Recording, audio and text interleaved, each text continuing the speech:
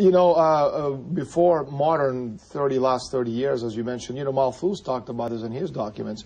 And before that, beginning in the early 1600s, you know, the Venetians, Conti and Sarpi, they talked about it. In fact, you know, Malthus' theory on population is a plagiarized version of, you know, old Venetian black nobility's documents going back 450 years.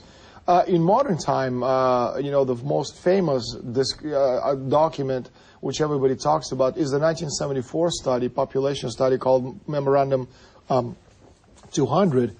And in this memorandum, they're talking about reducing the world's population from the year 74 to 1974 to the year 2050 by 3 billion people. And it was the document signed by Kissinger and by Richard Nixon on April 24th, 1974. But again, a lot of normal people, when I say normal, I mean a person who goes to work, wakes up in the morning, goes, you know, works 9 to 5, comes home, you know, watches television, reads an occasional book, and watches a football game. That's a normal person.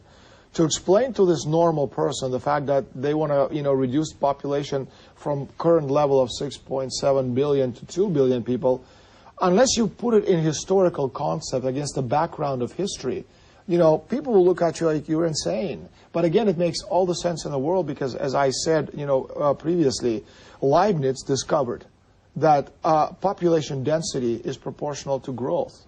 So if we prosper as nations, if we prosper as society, not only are we improving the lifestyles of the people, which is what general welfare is about, our obligation as nations, to make sure that we as human race survive, the propagation of the human race, that's what immortality is about.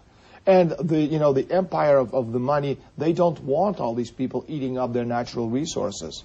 And that's why they need to reduce the world's population, not because it's a whim, but because it's a very historically logical concept, if you look at it from their point of view.